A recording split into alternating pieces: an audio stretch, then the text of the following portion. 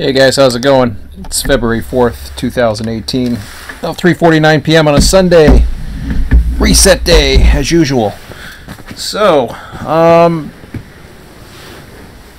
got lots of time on my hands now. There's a lot of real-world stuff going on, both in my own personal life and outside, that I really am keeping an eye on.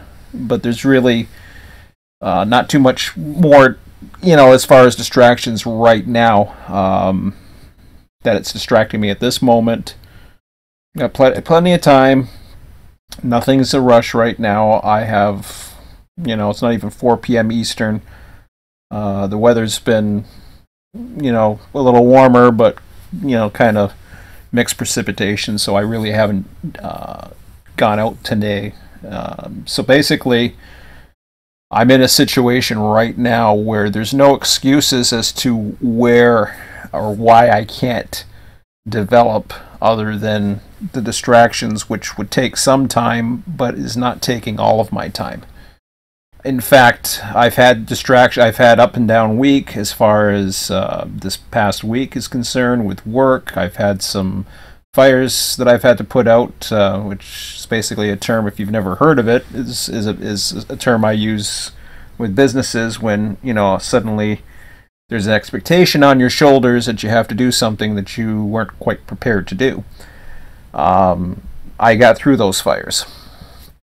So whether I've had some nights where, I've been totally tired out and fall asleep, I've still had plenty of time to dig into these things, and unfortunately right now I'm not making much ground, and this is why I wanted to report this, just where I'm at and hopefully where things are going. I will probably put another quick video out. I'm not going to try to spend too much time on this. I just thought it would be fair to let you guys know what's going on. The other video I'm going to talk about later on deals totally with the economy and politics and some of the other things that have been far more concerning to me, because there's a lot of, it's going to be an interesting Monday for sure. I mean, Friday was interesting enough. Weekends, are just basically talking heads who I don't really pay attention to too much, other than what I consider to be sources, or as much impartial sources. I'll go through some. Anyways, I'm not going to get into that. I'll save that for another video, because right now I just want to concentrate and focus on what's going on. And in some ways, this is a little bit depressing, because basically where I'm at right now is I am going to have to dedicate myself, if I want to see this through, I'm going to have to dedicate myself quite a bit of time learning something new, or making small steps, or basically going with what I already know, and hopefully it's enough to get through with what I can do, like my methods that I can do. Here's the issue. As I've mentioned before, my programming background pertains to, my first programming experience pertains to a Commodore 64. Back then, you had a lot more control over the computer. You had a lot more. Everything was very standardized. The screen resolutions, the ability to plot data, clear screens, do all kinds of different things. It wasn't as powerful. These computers obviously were not as powerful, but I even got so far as I started with the Commodore 64 Basic. I eventually got into assembly language for the Commodore 64. Back then, the only way we had communications was through things like bulletin board systems, which I also programmed for. So those were my first experiences into programming that really led me down the path that I was going to get into programming. I further went through it in high school, and headed towards a specialization in programming, which was going to prepare me for a career as a computer programmer. I took grade 12 co-op. I was in a production plant here in Niagara where, you know, I was working with some of the latest technology, but it was all business-based programming systems. I was a computer operator. I've had another couple years of programming under my belt, but it's all business-related. It never really got back into the graphics that I played around with back in the days of the Commodore 64. So I've never really got that much experience, relevant, current experience into graphics. I've never been a good artist. I've never, you know, as much as I enjoyed photography, and basically I'm more of a systems type guy. I can design things. I'm a good problem solver. I've been able to manipulate data, as I've done with the RTS project. Being able to play around with the data to get something like Run 8 to basically spit out what I needed it to spit out. Now, I've already been through the whole thing with where right now I really can't do anything with RTS that benefits where I'm going to be as far as, you know, what I can do with RTS. I mean, at this point, I mean, as from a hobby standpoint, yeah, I could keep developing RTS. But here's where my passion comes into play and where my passion lies. This weekend, for example, let's see, great weekend as usual. Most weekends are. Most weekends are really cool. I always look forward to them, despite the fact that I do enjoy my job. I always look forward to the weekends. I always look forward to the time off. So, my son had a local karate tournament. You know, first place. You know, it's just a local karate. It's basically a house tournament for the club that he belongs to. You know, he got first place in both the sparring as well as the what they call the kata.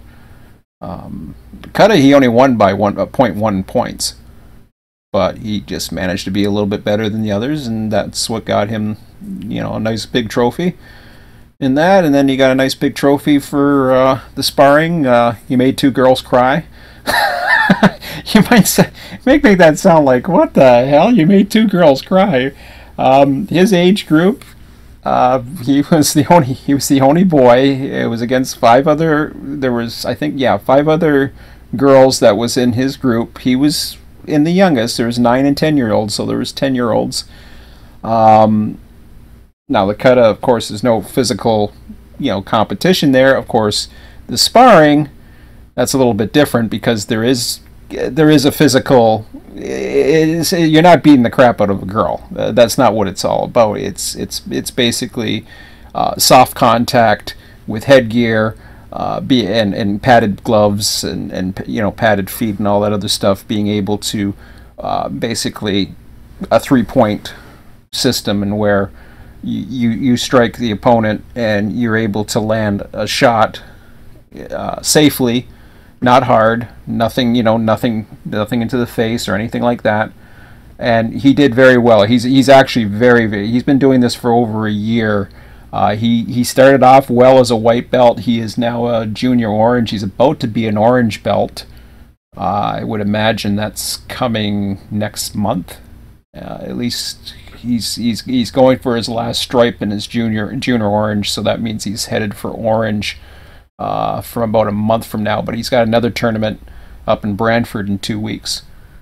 So he's you know, I'm very proud of him. I think he did great. Now the 2 girls that were crying or whatever, the one he faced, and you know, he beat her 3-0 or whatever. I think he basically was flawless in all his victories except one girl who was also a junior orange who didn't cry. I mean, she put up in, you know, relatively. And none of these girls have actually really sparred like him.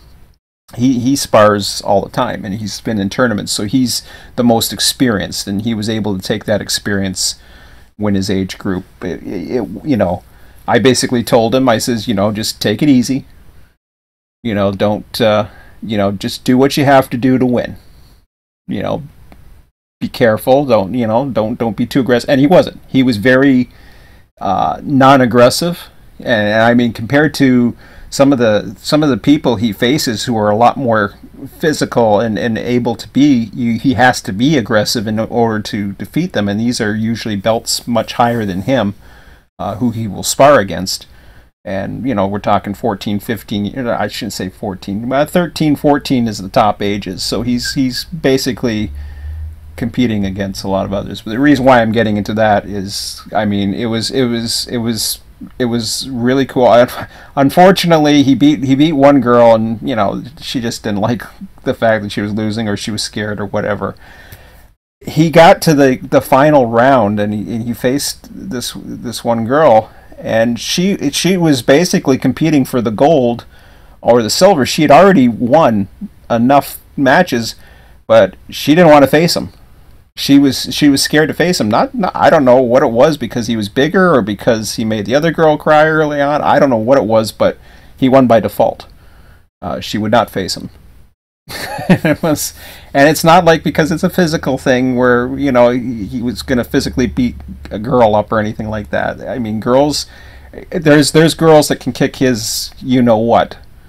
There's black belt girls that can kick his butt.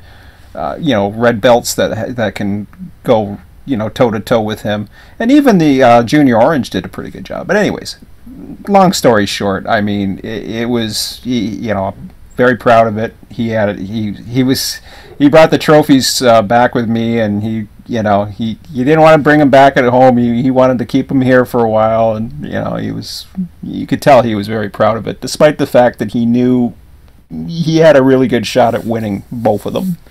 And we kind of knew that. Now Brantford will be much more of a challenge, although he has medaled in that last year as well. So we'll see how that goes. That's in 2 weeks from now. So, but that's his passion. He used to be in soccer and other things, but weekends, like I said, are great. He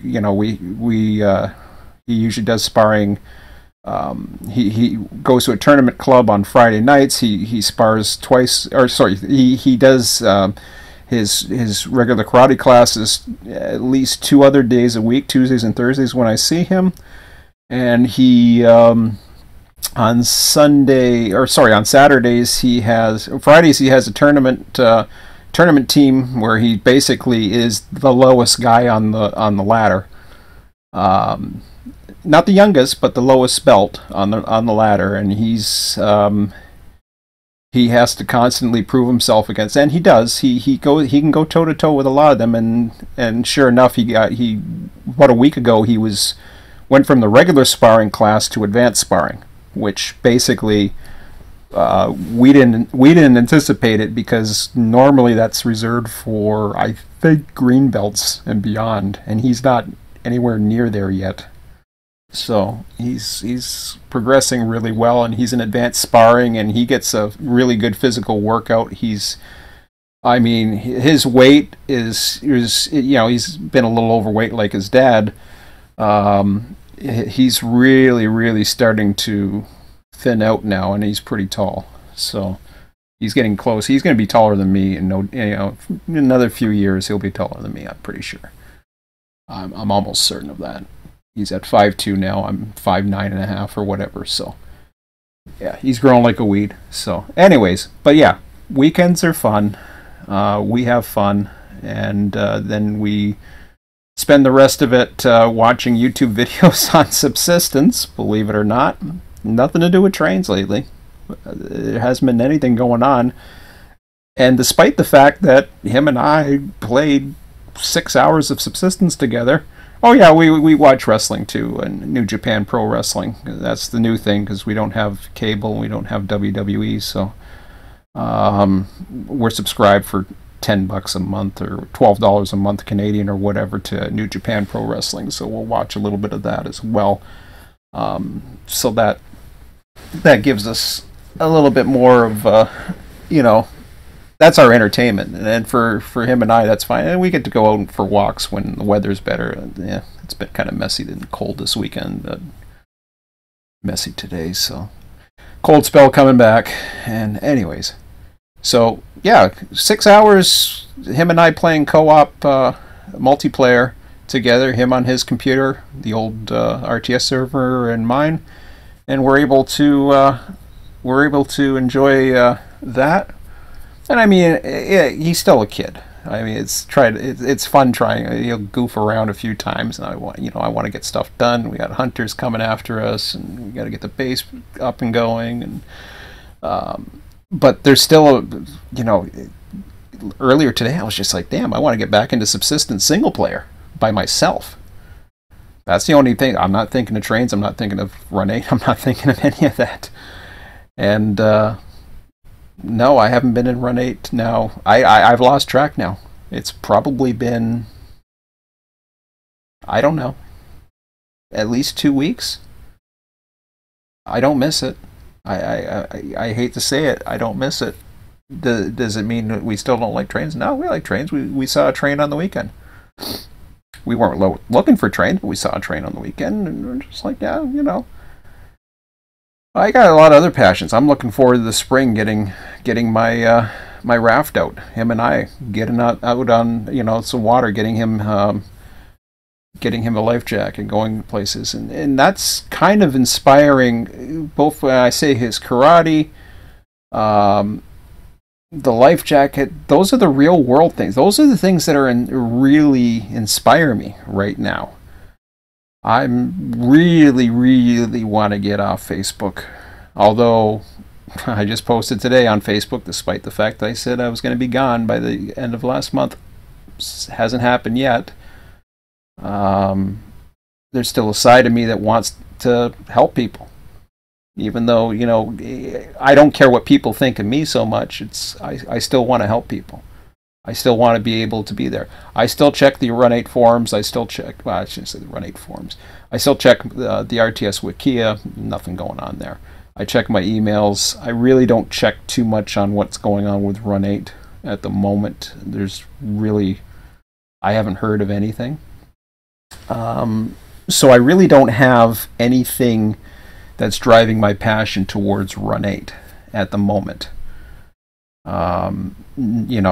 Ski's not into it. He's busy doing whatever he's doing, his things and work, and he has other hobbies as well. He's the closest friend I have that's into Run 8 right now, or even involved with Run 8. So, and there's others, who I've never met, but who I consider, colleagues and friends of RTS who still are doing their thing or whatever. And I again, like I said, I appreciate everybody's support, but I have to wait and see what Run 8's going to do down the road. That's going to drag me. They're going to have to sell me back into it, I think, at this point, because I just don't know. I don't miss it. I really don't miss it. I hate to say it, I don't. And the other side of that coin is, I don't know if I have enough motivation to really learn something. The only thing that's motivating me right now is money. That's the only thing. And this ties into a lot of the real world stuff going on, although this could make things a little bit different and interesting as well. Yeah, I want to do things and create things, and I want to find that ability to take some of that time and be able to do a lot of different stuff. But as far as my creative juices go, developing is certainly one of the things I want to do. So that's why I still want to do this. I still want to develop. I'm serious about that. And I do have the time, despite whatever distractions I have in life and whatever else is going on. There are times right now in the week where it's frustrating weeknights because I'm either just falling asleep early or whatever, and I just can't seem to gain the ground. Even though I am trying to do different things or researching different things, I cannot seem to get the traction or the ability to get into it, at least not yet. Um, the biggest issue right now revolves around, I would think, either my reluctancy to consider C programming, which I would like to avoid like the plague, because mostly everything, including Run 8 for that matter, has some involvement with C programming. My brain can, I don't know what it is about my brain. It just cannot. I've done assembly language, but my brain cannot seem to wrap myself around C programming. However, my brain can wrap myself around nice user interface stuff like Unreal. The other one, Unity, is the other one that I've been looking at. There's other ones out there as well. As far as how much money I put into this, whether it be the actual engines, the game engines, or the development software, or even the education or the ability to learn this stuff, I don't want to spend a cent. At least not yet. Not until I know that I'm on the right path and I'm actually learning the basics. And I feel confident enough to at least get the basic shell in place. I have to have that. Right now, in most of what I have seen, at least from Unreal, it just seems like a lot of complicated stuff. It might work well, and I can still play around with tutorials, but a lot of that is getting into the 3D side of things. There's at least 4 different ways, or 4 different projects that I would like to see, or consider possibly seeing. Actually, I think it's about 4 right now.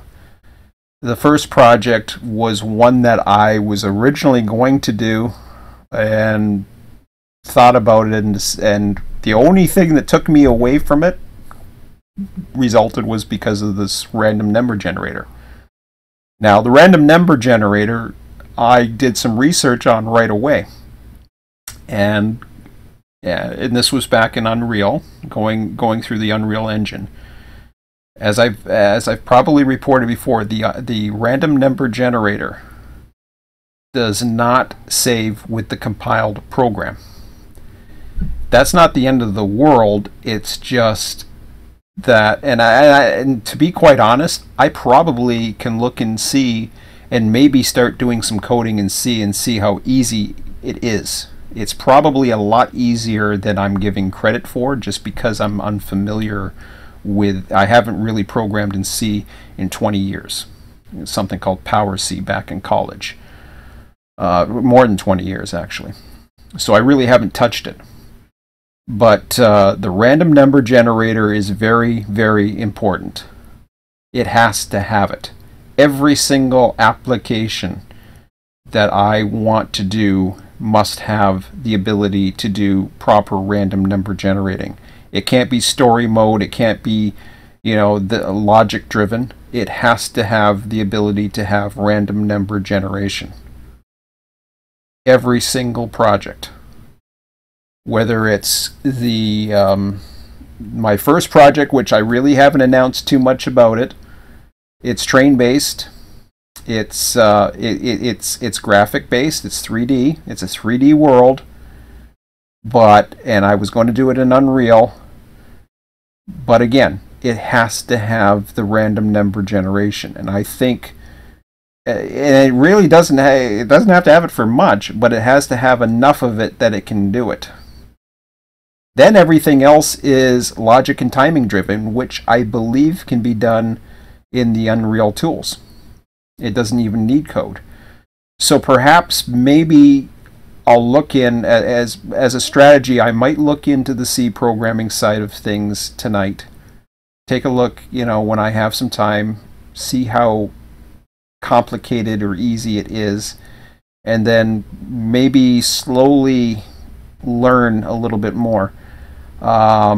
I've had some recommendations of there's an online course or whatever you buy for so much. So I would much rather have recommendations, good recommendations. I appreciate the recommendation, by the way.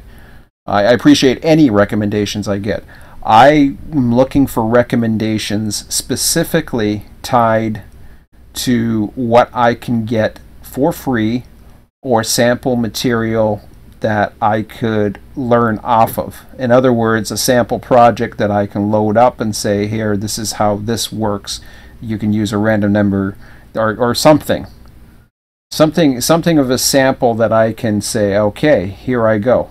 Now I got the random number thing picked, and I'm fine. So that's that project.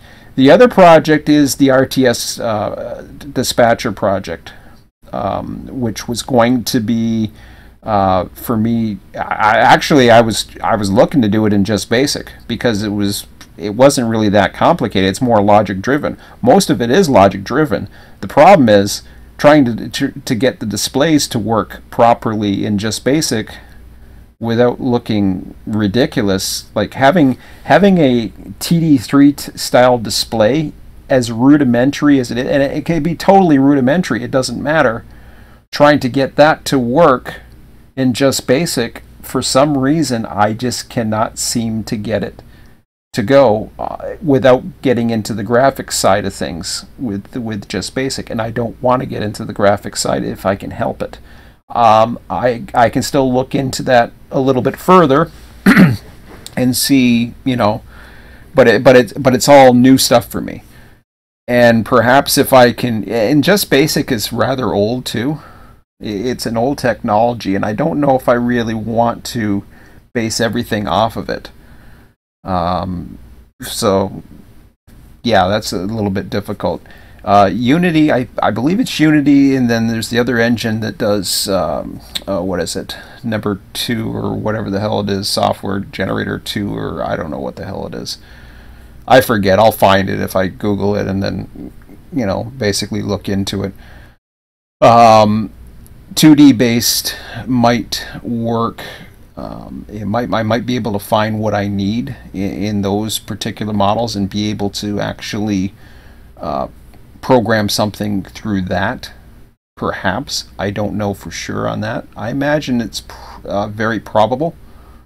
I just haven't really gotten into that yet because I'm still trying to do the simple stuff first and do it in just BASIC, and then do the logic. And I might do it without the clear screening and the graphics and just do text-based clear screens and whatever to kind of play around with the variables a little bit.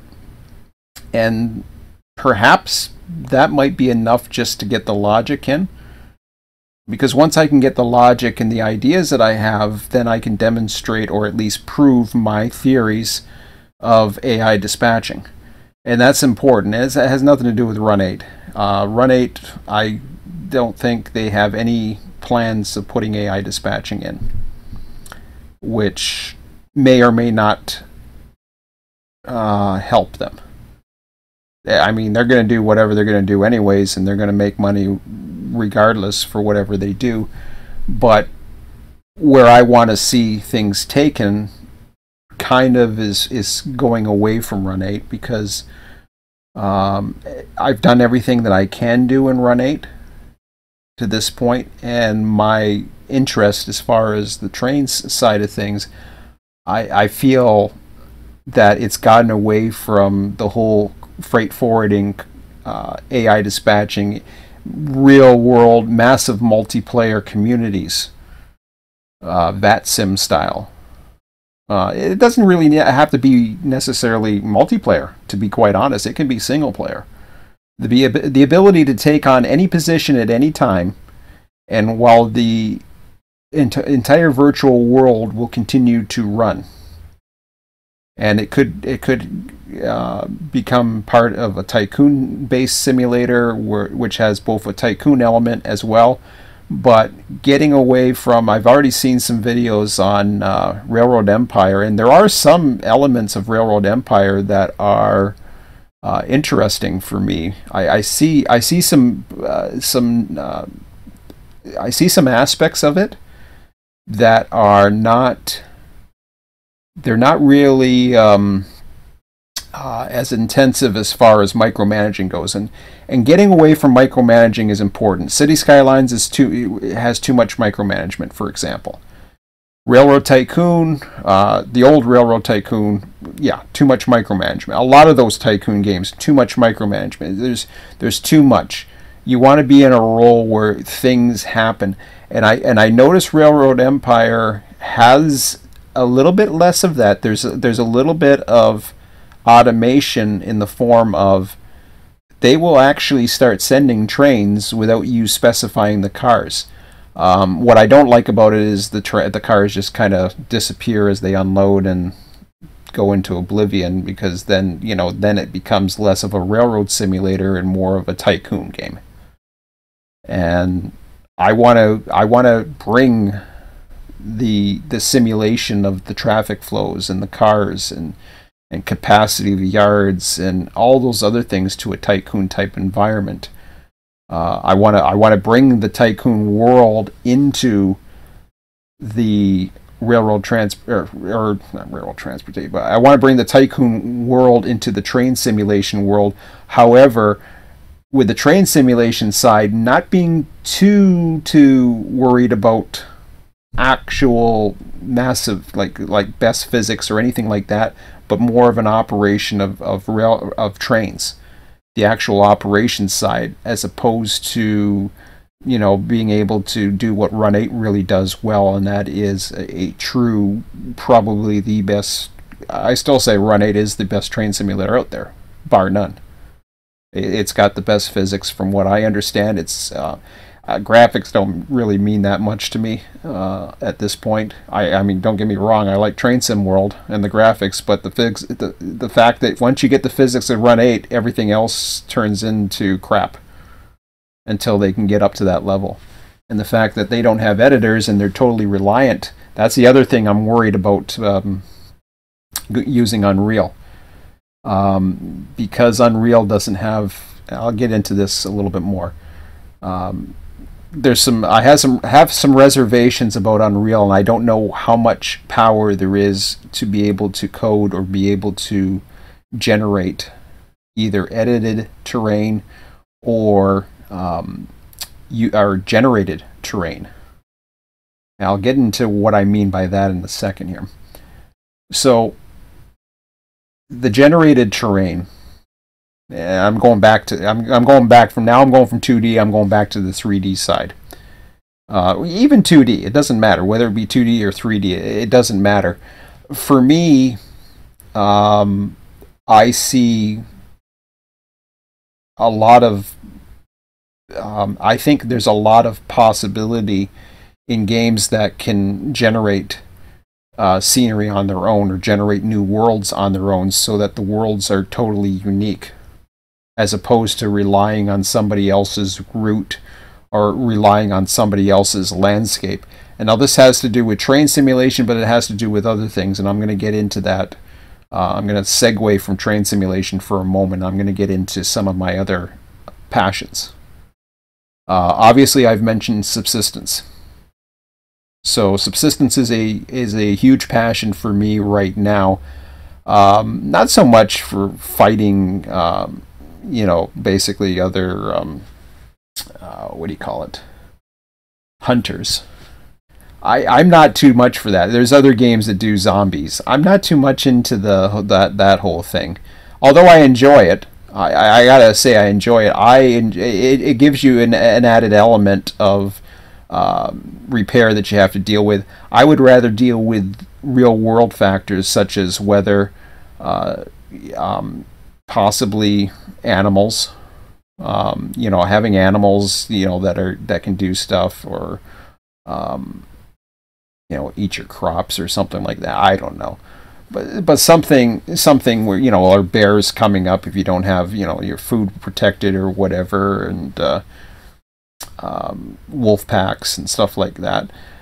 Those kind of things, or the elements and the weather and the effect buildings that they can't stand in certain because of winds and damage to the elements and stuff like that. So I'm more into that.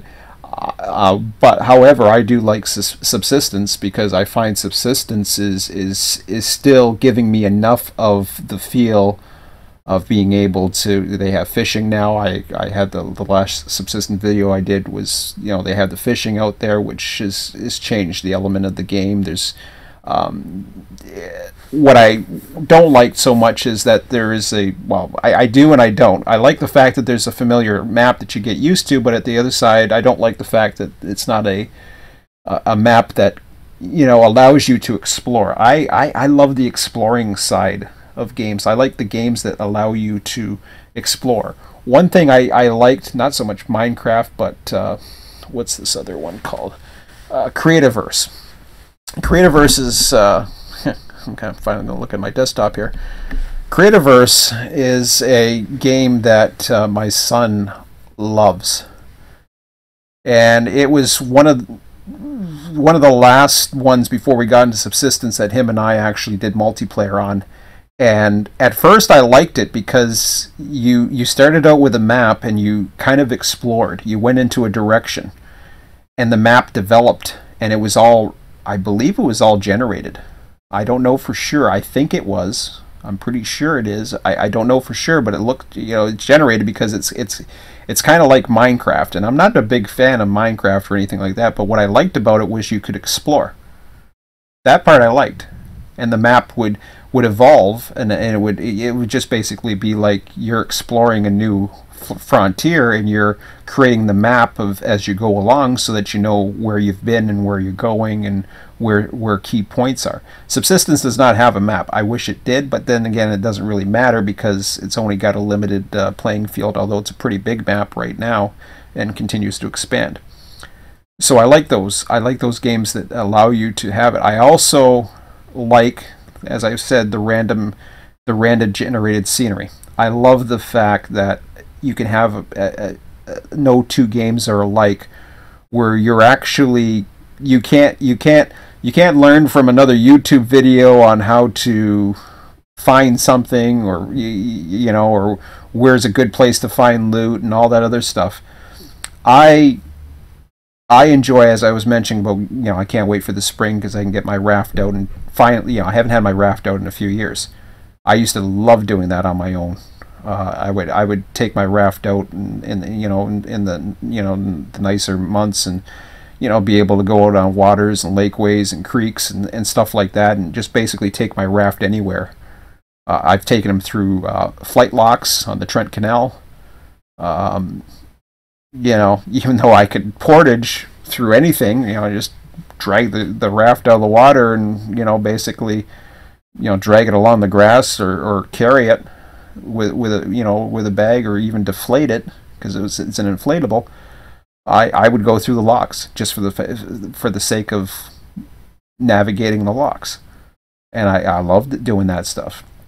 However, there's a side of me that would love to portage too, where there are no locks, and be able to explore, back wilderness and stuff like that. I'm not much of a person who likes camping in real life. I don't fish. I used to when I was younger. My dad was more into that, so of course I went up, with him. But I've never really been into the fishing. I've never been into the hunting. But there's still a part of that appeals to me, the survival aspects. I'm more of the explorer type, not so much the survival aspects, but the more of the explorer type, being able to find new waterways or new roads or new paths and new scenery, and basically being able to discover the real world that we live in, actually being able to go to new places. I got him at March break. Despite the fact that I'm trying to save money, I know damn well I'm going to try to find a place on the map and say, okay, we haven't been here, let's go here. Because I got him for that whole week, and I'm like, yeah, I'm going to do that. I could easily go down to Folkestone, Georgia and watch trains at the funnel.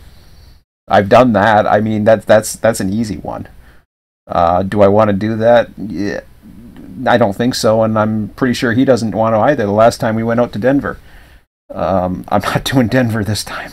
Denver was nuts because not that I didn't like Denver, and not that I didn't like going to North Platte and all that other stuff.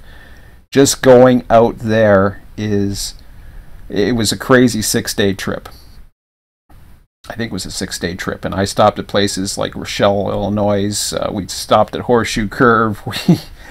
We stayed in it was crazy. It was so stressful, and this was before I was working, so there's a lot of things playing in my mind, and I sometimes have difficulty sleeping in certain instances, especially if I'm a little stressed and worried about time management and stuff like that, and if I've gotten enough sleep. And I sleep much better on weekends as I do during the week when I have an alarm clock I have to worry about.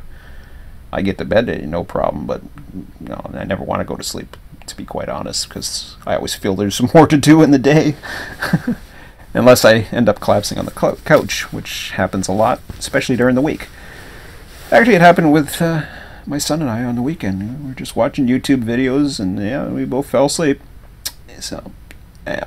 But, so getting to that whole exploring side of thing, despite the fact that it's real world, there's a part of me that wants to create something that goes into that realm. Although there's a lot of survival games out there, I'm not so much of this. I want to get away from the zombies and the hunters and get into something that's more exploring, more finding new resources. I like resources, finding resources, being able to deal with the elements, being able to craft things. I love that part of those games.